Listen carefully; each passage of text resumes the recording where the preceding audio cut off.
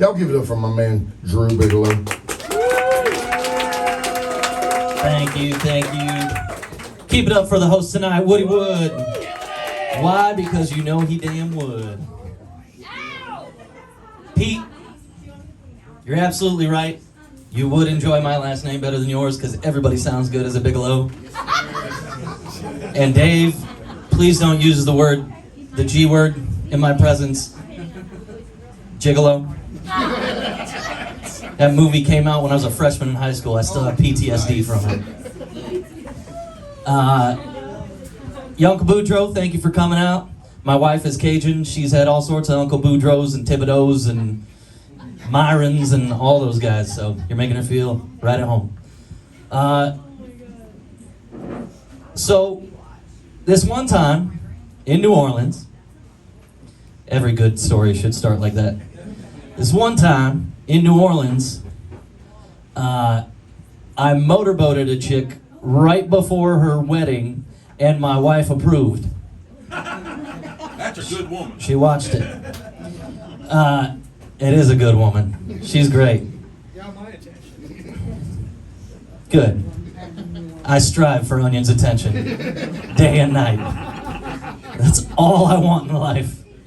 My wife hates me for it. We'll be at home eating dinner. What can I say next? I need Onion's attention. Eat your steak, shut up.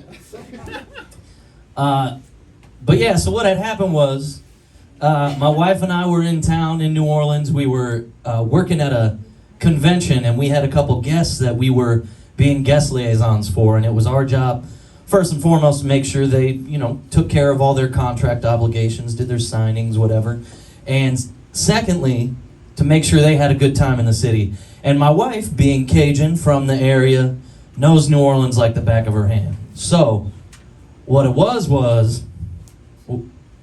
we was, how much wood, what a wood was, if wood was, could was,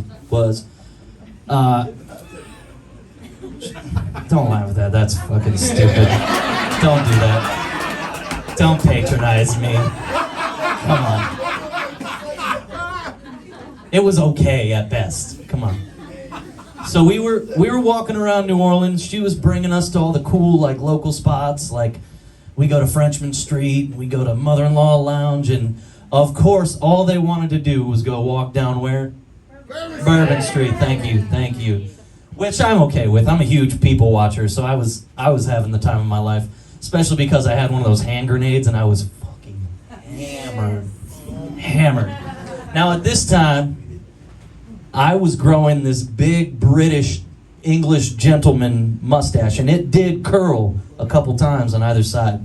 That's pertinent for the story. That'll come back in later. Bear with me. Stay with me, people. So we were walking down Bourbon Street, drinking our grenades, and I don't know if you've been down Bourbon Street, but there's this one spot about halfway down where, so all the bars are there right up on the street, but this one spot looks like a fucking frat house in the middle of Bourbon Street. There's a white picket fence, the buildings separate, and there's a frat house with literally a green front yard and a front porch. And as we're walking by, I see a bachelorette party in the front yard. And one of the things I like to do whenever I see anybody out in public, bachelor party, bachelorette party, I like to go up to the bachelor, bachelorette and congratulate them, say, hey, congrats on getting married, have a good time, and hopefully you have a great marriage. Well, I went to do that this time, and I separated from our friends and my wife, and I just went, hey, congratulations, have a great marriage, whatever. And the bachelorette turns to me and gives me this expression. And I'm like, what did I do? What did I do? And she goes, I shit you not, my wife can vouch, she goes, will you motorboat me? I was so taken aback. I'd never had that happen. And I go, excuse me? She goes, oh, no, it's not like that. We're playing Bachelorette Bingo. And the literal last space on my bingo card is have a mustachioed man motorboat you. And I was like, thank you, mustache. Great decision to grow this mustache. So I look at her and I go, let me ask my wife real quick, hold on. So I go to ask my wife, and finding the comedic opportunity, of course, I didn't explain anything. I just go, baby, can I motorboat this chick? And she goes, what? And I go, okay, now that that's out of the way, let me explain. She's playing Bachelorette Bingo, blah, blah, blah. My wife goes, I trust you. I don't trust her. Let me see this bingo card. So we walk up, and she looks at the bingo card. The Bachelorette explains it. She looks at the bingo card, looks at the other ladies with the bingo cards, looks at me, looks at her, and goes, all right, help a lady out. Love this woman. Love this woman so much. So anyway, motorboated this lady. Our friends are laughing. Great experience. And then later that night, we went back to our hotel room and I motorboated my wife. Thank you, ladies and gentlemen. My name's Drew Bigalow.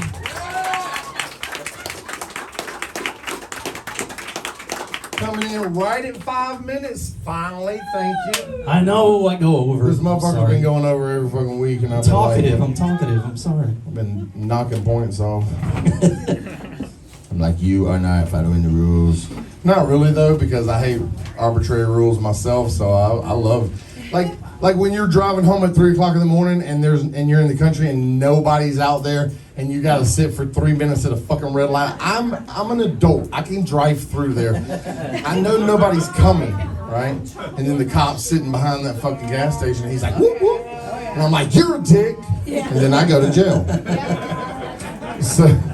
So I like the Gigolo versus Bigalow shit. That was funny. And you started with this one time in NOLA, and that's cool. But then you reiterated that you and your wife was in NOLA, so you said it twice. That's a little fat. You could have cut. And then your wife encouraging you to motorboat, and then you stumbled, and then you said patronize, which is not the correct enunciation or pronunciation. Is patronize. Oh, thank you. So get your shit straight, buddy. You got a pen? No, you're about to knock my guitar over. Just You don't. Gotcha. Yeah, don't do that. Oh, that's, And Faux so pas. you mentioned. did I pronounce faux pas right? Yeah, exactly. Okay, thank you. It's spelled with a PH. And so,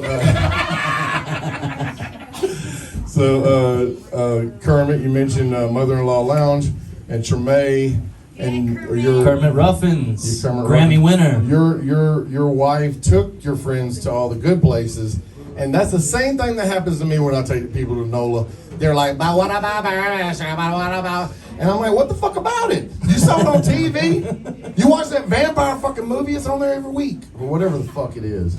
That teeny bopper vampire. You probably watch that shit, you dirty. Talk about Interview the Vampire? I don't know what it is, but it's got New Orleans in it, and there was a bunch of vampires running around fighting each other. Oh, you're talking about True Blood. No, but that one was good. 'Cause What other vampire shows do I know? blood and titties mixed together is fucking awesome. That's every. Can I say one tattoo? Let me get one bloody titty. So, you're the lady that asked you for the motorboat. She was waiting for you. Literally had been looking for you for half the fucking day while she's walking around, and you grabbed her arm or like lightly touched her arm, you know, and then she turned I didn't around. touch her. Okay, well, whatever the fuck you did, jeez. I Come said on, I didn't keep touch with her. No, All right, she said it's not no. yes and. I like I'm it. shutting you down. Breaking the rules again, goddammit. So when she turned around, she had that look on her face like, oh, he was a gift from God. He just showed up. Right, crazy lady? Yeah. Exactly. Yeah. All right. Fucking Anyway. hell. Bullshit. Anyway.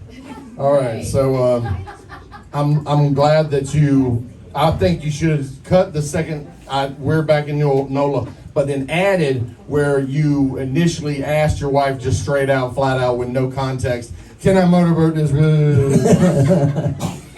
And because literally you wanted to see her initial reaction, right? Yeah. All right, say that. All right. Got you. All right, cool. Let's see what the motherfucking judges have to say. I'm taking your mic. Onion, what you talking about? Surprisingly good. You're on top of your game tonight. I You strive are for on your top of attention, game. Onion. And you have it. You don't have to worry about orgasming your wife tonight. Don't think about me. Just go ahead right there. Oh, no. Drew always comes first.